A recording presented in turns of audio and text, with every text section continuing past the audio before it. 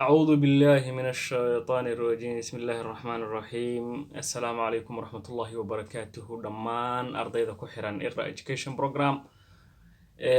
وإسكو صلاة بشو مدلور بلوذا كدب إن شاء الله دي إلهي رهدو سيداني بي عشرة نوغوص عن دونان دمان waxaan ka codsanaynaa ardayda daawadayaasha inay subscribe yiraahdaan page-keena YouTube-ka channel-keena like-na ay saaraan page-kayga YouTube-ka Iqra Education Program insha Allah waxaan maanta rabaa inaan idiin soo gudbiyo inaan soo kordhin doono barnaamij cusub barnaamijka cusub mid soo jeedina kaliya ma noqon doono wuxuu noqon doonaa platform ama meel xarun lagu wada hadlo oo wax la yiraahdo barnaamijkan ugu talagalnay tayeynta waxbarashada Soomaaliya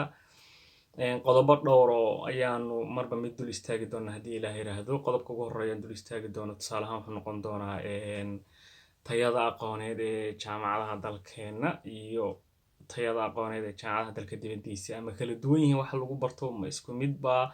hadday isku mid yihiin si ma u nidaamsan yihiin syllabusyada jaamacadaheena gudaha ah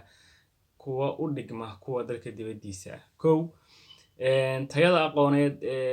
jaamacadaha dalka gudihiisa lagu bixiyo ma yihiin tayo qofka dalka dibadiisa intuu la tago uu ku shaqaysan karo oo jaamacaduhu ma yihiin kuwa u diyaariyay ardayda inay dalka dibadiisa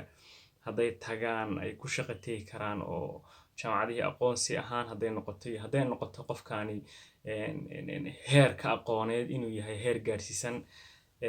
heerka dunida laga joogo saddex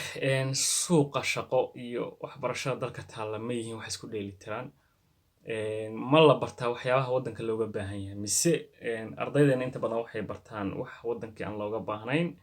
waddanka gudihiisa aan wax leeyahay fursado shaqo ka lahayn midda xigta waxaanu kaga hadli doonaa ma jiraan dad gudaha ku barta ama dibadda ku barta hal abuuro cusub la yimid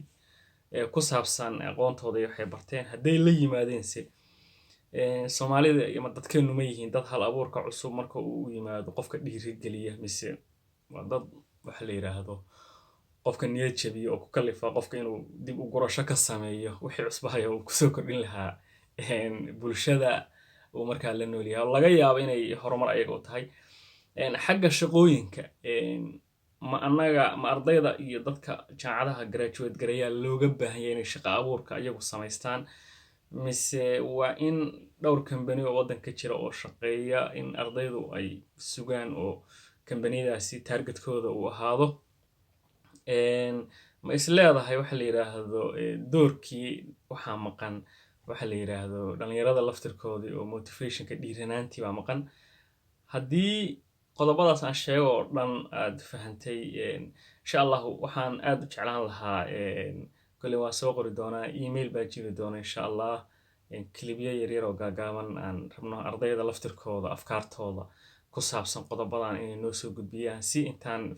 clipyadaas u kulmino iyo aragtida annaga Iqra Education aan beerino kadibna aan bulshada dib ugu soo celino marka arday adiga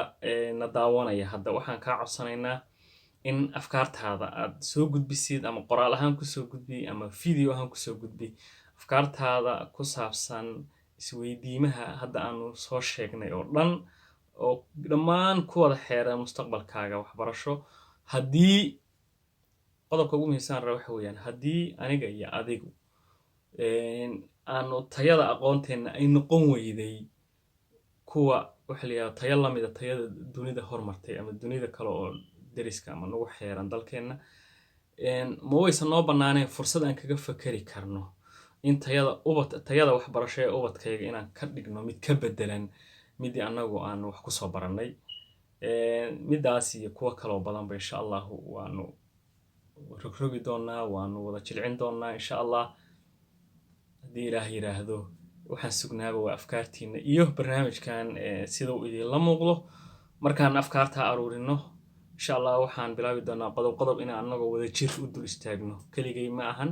kaligay kama hadli doono adinka ka hadli doona ardayda hadda wax barata ka hadli doonta kuwa waxbarashada dhamaysa ka hadli doona waanu falanqeynaynaa qodob baan u dul istaagaynaa kadib waxa soo baxaya markaasi wax xal laga sameyn karo oo la toosin karo si waxa la toosin karo markaan u toosino annaga laftirkaya kuwa hadda waxbarashada ku jira si ay dan ugu noqoto iyo mustaqbalka jiilka soo socda ay ubadkayu ka mid yihiin ay ubadkooda kasii mid yihiin ayaanu insha allahu tacaala rajeynaynaa wasalaamu calaykum waraxmatullaahi wabarakaatu